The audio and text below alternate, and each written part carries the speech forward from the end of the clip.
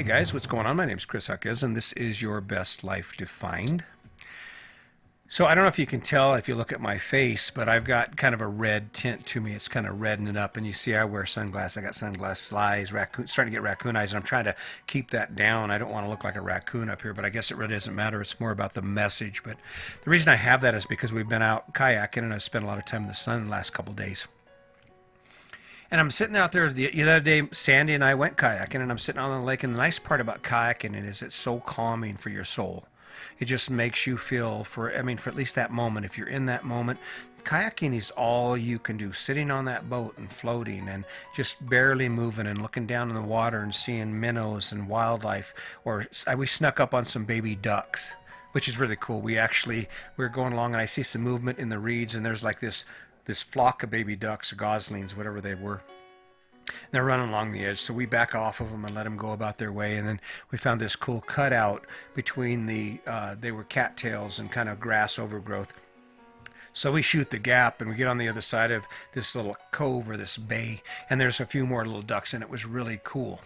But I'm sitting out there, and when we first started kayaking the other day, we headed out to deep water. And we're out there fighting the wind, and we're rowing hard, and we're setting a really good pace. And I'm busy doing my thing, and then I look over, and Sandy is gone. She has turned south. She took a hard right, and she's headed for shore. And I'm like, what the heck? Well, once we got to shore, that's where everything was happening. Once we got like within 10, 15 feet of shore, we started seeing all these things, these wildlife. I seen chipmunks, and you could see burrows where animals living in the side of the banks was. And then of course you look in the water, and the flowers are thick, and you can see the bottom, and you can see the water's just steaming with. It's full of fish. It's just little baby fish and tadpoles. And that's when life got good. That's when Sandy actually said, "Wait a minute, this isn't kayaking. Is might be an Olympic sport, but not the way we do it." Because that's kind of how I approach things. I'm kind of a bull. I go hard at everything I do. But she said, "No, no, no, no." Thank goodness she did too, because that was when it got fun. When we finally got to shore, and we could just kind of settle in and go. Yeah, and take a look around, make some plans, and see what's around us, and reflect on what we're doing and where we're going. COVID-19 has knocked the hell out of all of us. COVID-19 has taken our lives for a ride none of us could have ever expected. And like us out on that lake, when we're out in that deep water and we're fighting the wind, this thing that we've been handed, this thing in life that we've been handed, the struggle we face, that's the deep water. That's the deep water of our life. And just imagine for a second, let's say for a second that you have a friend, or you get invited to a party on a big yacht, and you go out to the ocean, and you're out there hanging out and drinking, and you've had a wonderful time, and you've got a few drinks in you, and you just want to go out on the back of the boat, and the boat's sitting still. And you're sitting on the back rail and just kind of lean back, drinking your drink. But what you don't know is that the captain wants to impress the guests with the power of his fancy boat. And he hits the throttle. And whoop, right over the back you go. And psh, you're in the water. You're over there, you got your margarita, because that's all you got, right? You're holding your margarita up. You're figuring you finish the last drink of that bad boy, because there's no sense in wasting it. And you're out in the middle of the ocean, or you're out in the middle of a lake. What do? Well, you swim for shore. When you're sitting there, you could sit there and try and just stay there and hope someone comes for you. But sometimes we have to take care of it ourselves. Sometimes what we have to do, even when we don't want to, is we have to swim for shore. We have to take action in our lives that takes us to a better place than where we are now. That's what we're doing. Do you realize that there are some people who will have experienced COVID-19, who will have lost their jobs, will have been faced with the exact same things as you, and they're finding a way to get to shore? They've picked a point in their life, and they've said, instead of me just treading water, waiting to see what's going to happen, or dreaming that the life I had is going to come back, they're swimming hard. In fact, even before, as soon they didn't worry about the drink, they let their martini or their margarita go. And even before they had a chance to figure out what the hell was going on, the shoes were off, the coat was off, the shirt was off, and they were swimming. And maybe not right now, maybe not today, but there will be a day when those people don't even remember falling out of that boat into the water. Don't remember being stuck in this massive lake of unknowns and of struggle called COVID-19 and the life we live. That's because they decided to swim for shore. Where your life is right now, you're floating. Now, I'm fortunate, I am blessed, and I'm thankful for that. I am blessed to have the ability to be in a place where I'm not. I go to shore anytime I want. I pick my shore. I'm by the shore, and my life continues to grow. But if you're not there, what decision, what choice, where will you swim to?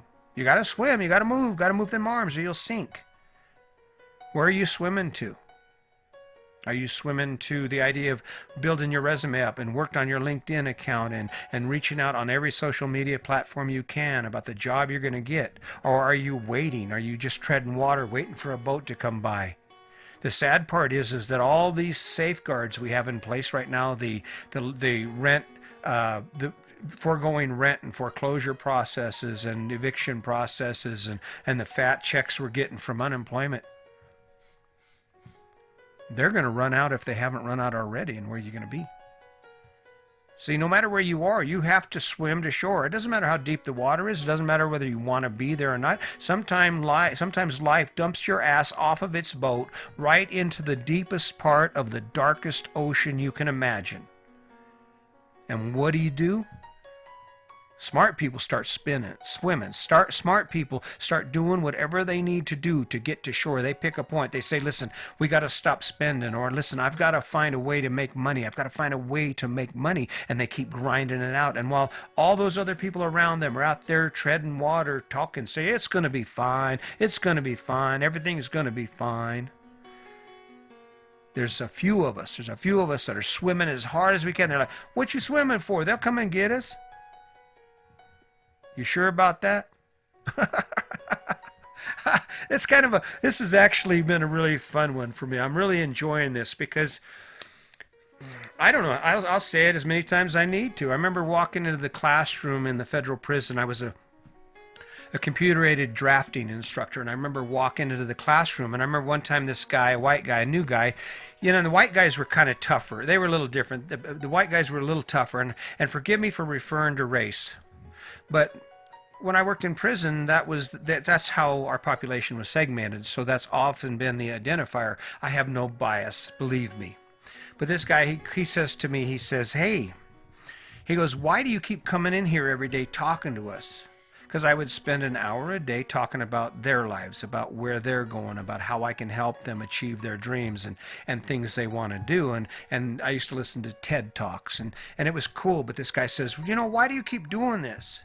What's it going to take for you to stop coming in here telling us your stories? I said, well, it's simple.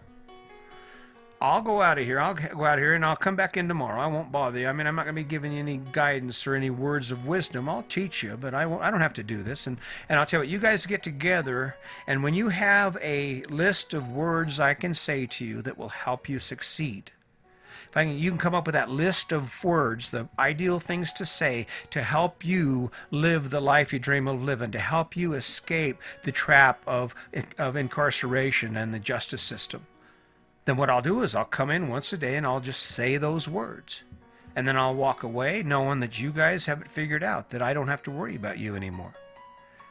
And not that I worry, because the truth is I couldn't care about their lives more than they do. I can't care about your life more than you do. But that doesn't mean I can't try. That doesn't mean I can't try to tell you a story about swimming to shore that finally clicks with you to where you understand that life is what it is. I don't like COVID-19, don't like it. Like it that it's 90 degrees outside, don't like it. Like it that you only make $800 a month or you don't have any money at all, or don't like it. Life does not care about that. That's when you got to care about that. And that's when you start swimming. Start swimming. I swim for shore every day. I swim for shore. My shore is to have someone say, you know what, I think I finally get it. He's finally got it figured out. Because I'm not going to stop. You're just a bigger classroom for me. This is just, instead of me having 21 guys sitting in a room with their chairs spun around, leaned back, looking at me like I'm an idiot, I got the entire world to choose from. I got the entire world to share my story with. Why not? Someone's got to do it.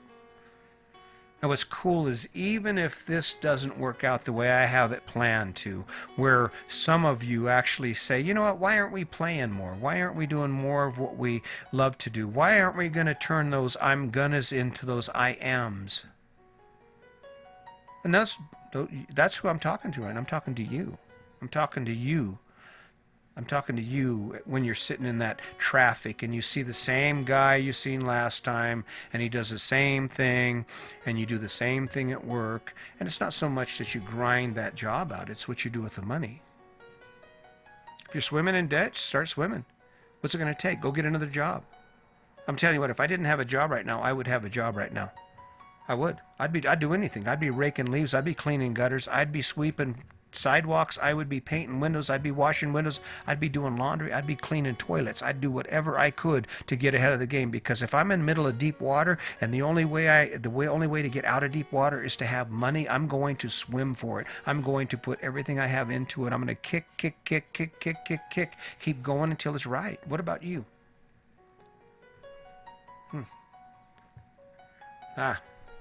I like this one. Sorry if it seems like it drug on, or sorry if it seems like it's not exactly what you need to hear. Keep searching. You'll find one that fits. You'll find that message, because basically what it comes down to is, why do you do what you do? I do what I do because it inspires me. I do what I do because it's tough, but it's hard, and it's satisfying. I do what I do because this is podcast number 67.